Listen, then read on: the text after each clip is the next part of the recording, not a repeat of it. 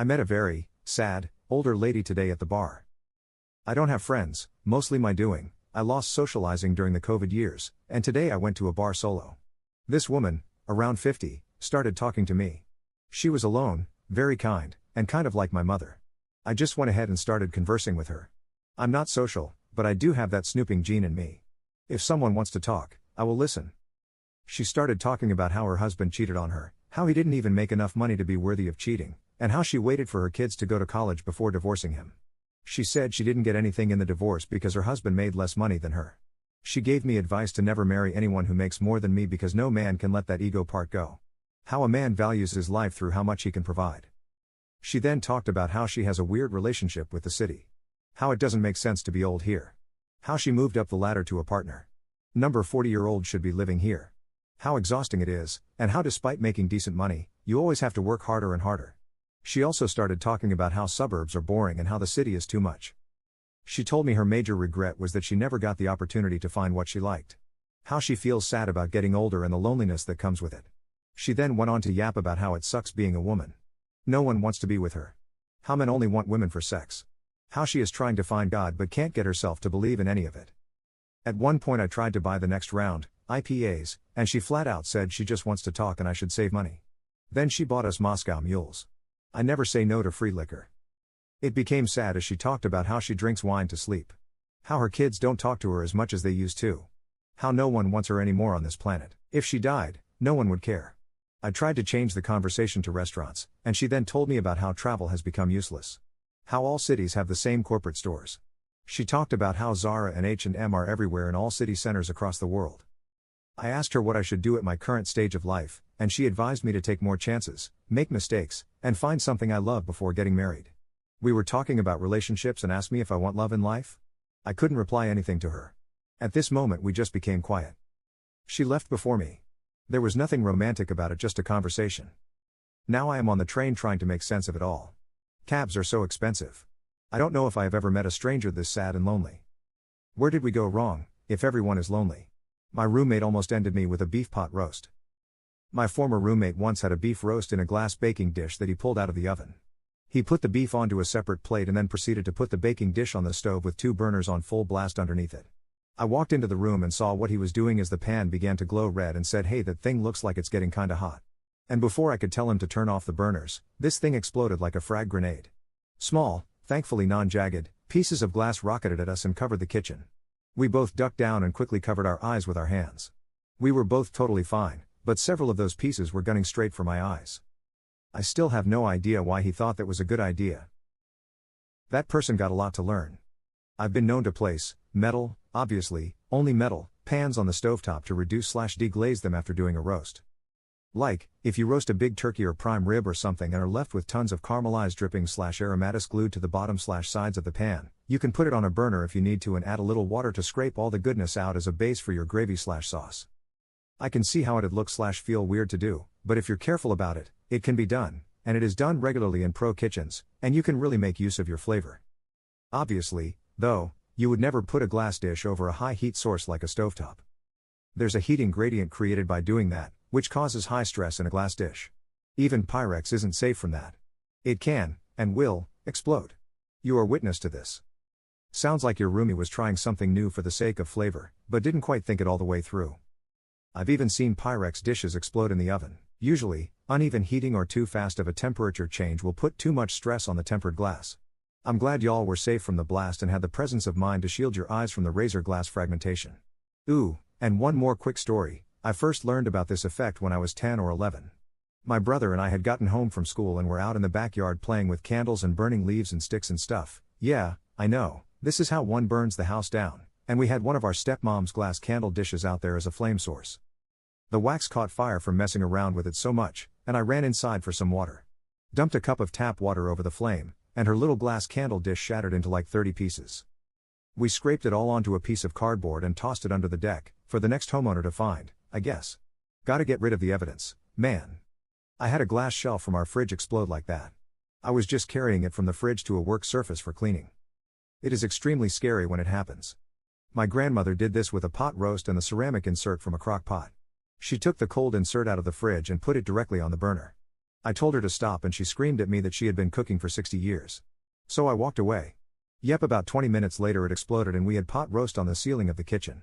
I did not help clean it up. 3 days ago, I found a note on my door saying, "Returning what's yours." There was a key I'd never seen before. Out of curiosity, I tried the key on every lock in my house. Didn't work on any. Yesterday, while cleaning the attic, I found a locked box that had been there for years. The key fit perfectly. Inside were photos of me as a child, but I never lived in this house when I was young. The photos were dated 20 years ago, in this exact room. I confronted my neighbor and he just smiled, saying, "Time is more fragile than you think." Now I can't sleep. Has anyone else experienced something like this? This happened a few years ago, but it still sits in the back of my head and pops up now and then. I was home from college for the holidays, and my dad wanted help preparing wood for the fireplace. We live kind of out in the country, so shopping wood is just part of the deal. I've done it with him every year since I was a kid. Now, my dad has this really old axe. It's big ADN heavy. The wooden handle was cracked and the iron head was loose. You could actually feel it wiggle if you tilt it. He knows this, but he refuses to get a new one because, in his words, it still works. That's kind of his thinking. If it hasn't completely fallen apart yet, it's still good enough. Anyway, we're outside in the cold. I'm stacking the split wood to the side and he's doing the chopping. I'm not standing that close to him, maybe 5 or 6 feet away, out of the danger zone, basically. I've always been around him when he does this, and it never felt dangerous. Then, shit happened. He raised the axe over his head like usual and brought it down hard. I didn't even realize anything was off until I heard this weird clanking noise, and the axe head flew off mid-swing and came right past my face really fast. It missed me by what couldn't have been more than a couple of inches. I felt the air with my ear. It landed behind me in the dirt, maybe 4 or 5 feet back. It could have easily smashed into my skull, my neck, anywhere, really, and it would have been bad. Not ideal, you could say. I froze. Completely. I didn't move or say a thing. I just stood there, staring. My brain short-circuited, like it didn't know whether to freak out or laugh. Meanwhile, my dad didn't even notice. He muttered something like, "Goddamn thing came loose again," walked over, picked it up, and started tapping it back onto the handle like he was fixing a loose broomstick. Like nothing happened. I thought about saying something right then, like, "Dad, that almost hit me." But I couldn't even form the words. By the time I recovered, it felt weird to bring it up. I figured he'd either brush it off or make a joke about it. The moment was already gone. He still hasn't fixed it properly, or replaced it. And as far as I know, he still doesn't know how close he came to seriously injuring me. But he got a new one because it was on sale, so it's okay, I guess. I haven't helped with the wood since, though. I think he just assumes I got lazy or bored. But the truth is, I don't trust my dad around axes anymore. Maybe I'm overreacting. Maybe it was a freak accident and I'm being dramatic. But man, that thing was close. Too close. I forgot to cancel a $50 monthly investment app subscription for 2 years. Didn't even notice it on my credit card. Recently decided to check what happened to that money. The app had been automatically buying random crypto and stocks. When I logged in, my portfolio was worth $1.2 million. Apparently, it bought some obscure coin called Safe Dog Moon right before it exploded. I immediately cashed out $1 million and left $200K to keep playing. My financial advisor is baffled. My wife thinks I'm a secret day trading genius. Should I tell her it was pure accident and stupidity? Karen didn't want to pay, so a firefighter lit her up.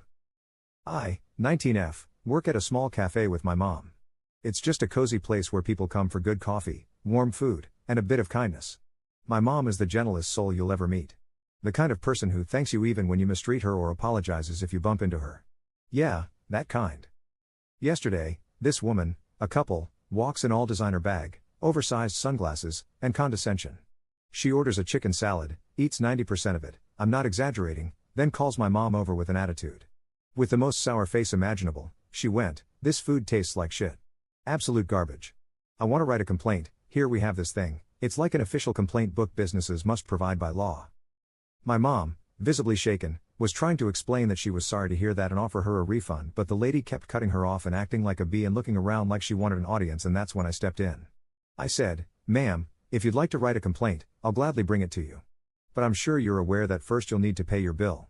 That's the law." She blinked at me like I just kicked her chihuahua, and she said, and I quote, "You know who I am? I won't pay for this service, I can tell you that." And then, enter the husband. He stood up all puffed chest and testosterone and started telling us we better watch ourselves, don't know who we're messing with, and other cliches straight from the entitled rich guy starter pack. My mom was frozen.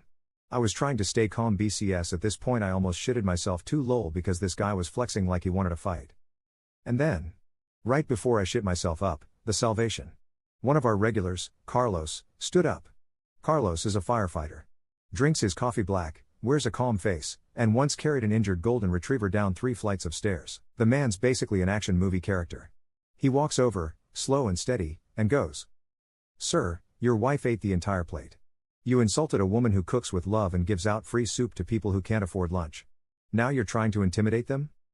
The husband mumbled something macho and Carlos didn't flinch. He leaned in a little and said, "Either you pay for the food, apologize, and leave, or I call the police, unless you want to solve this in an old school way." Guess what? They paid. And not just the bill. BCS Carlos made sure they left a tip too.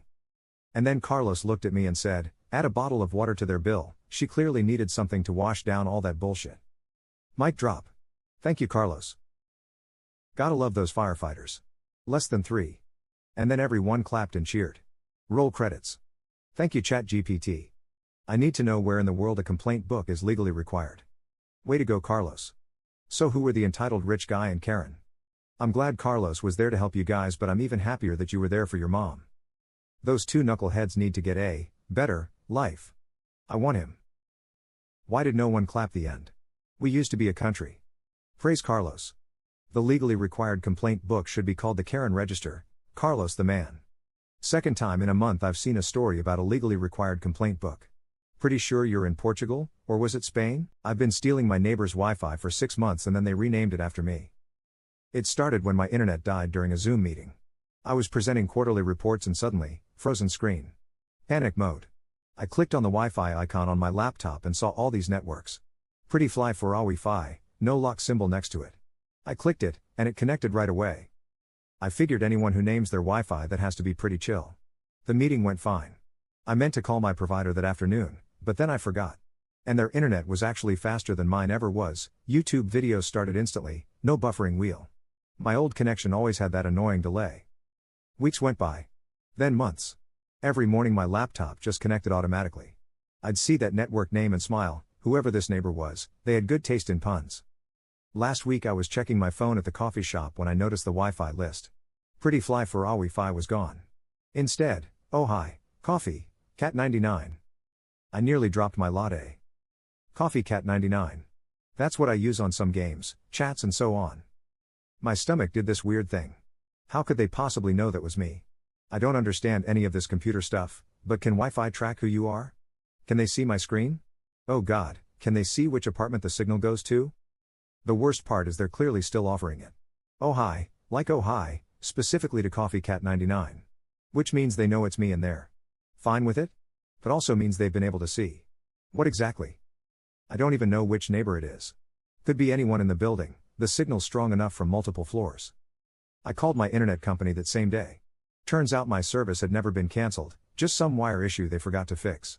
It's working again now, but every time I open my laptop I see oh hi Coffee Cat 99 in the network list. Yesterday I left nice coffee beans outside every door on my floor with sticky notes, from a grateful neighbor. If they figured out I'm Coffee Cat 99, they'll probably figure out the coffee is from me. If not, at least everyone gets free coffee. I still have no idea how they knew. Part of me wants to Google it, but honestly? They could have just turned on a password anytime in those 6 months. They didn't. This morning I saw oh hi Coffee Cat 99 flash on my screen again when I opened my laptop. This time, I just smiled. I found a hidden room in my apartment and my landlord had no idea it existed. I moved into my current apartment about 6 months ago. It's an old building in a city where quirky basically means falling apart but with character. The rent was cheap, the location was good, and the place had these weird, old-school built-in closets and thick walls. About a month ago, I was rearranging my bedroom and decided to finally deal with this awkward, nailed-shut panel in the back of my closet.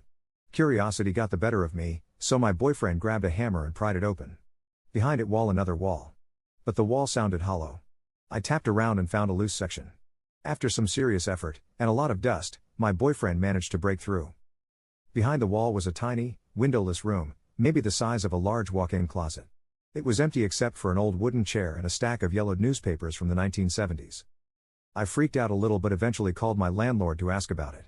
He was just as surprised as I was. He'd owned the building for like 20 years and had no idea there was a hidden room. He came over, checked it out, and we both just stood there, weirded out but also kind of fascinated. I ended up cleaning out the space and turning it into a reading nook. However, I still wonder who built the room and why they sealed it up. My sister died during postpartum and I'm a complete wreck. My 28-year-old sister gave birth to her first daughter 2 weeks ago. I-17F was in the hospital together with my parents and her husband. The birth went pretty smooth, although she was screaming so loud.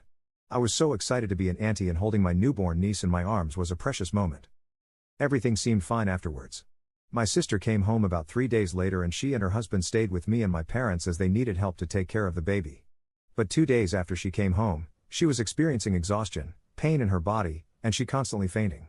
She kept insisting that she was fine, but our mother said that fainting is not fine and brought her back to the hospital, where they discovered an infection or internal bleeding or both somewhere in her body, and they were unable to treat it in time despite giving her mounds of antibiotics before she passed away 2 days later. A week has passed since, and 3 days since the funeral. I can't stop crying and thinking that if the doctors had noticed that something was wrong, my sister could still be alive. I loved my sister to death. She was my role model growing up. Now I lost her forever and only have my niece, who is completely unaware of what's going on. I'm sad, and angry, and upset, and I miss my big sister so freaking much. I can't talk about this with my friends, and she was my only sibling. My parents aren't helping much as they're also grieving, so I don't know what I'm expecting to get from here, but I'm just a complete freaking wreck. I really hope you are doing a lot better by now. I too lost my older brother in a short period. I was 28 and he was 35. One morning he showed me a bubble of blood on his tongue. I told him to go to doctor. He got hospitalized and 6 days later he left us after his second stroke in 3 days. He has undiagnosed purple and lupus. It's been 12 years since then, but I still cry when I think of him. Worse now that 2 years ago we lost his daughter. She was 22 with severe brain palsy. She was a baby and lived with my mom and I since she was 2. How is you baby niece?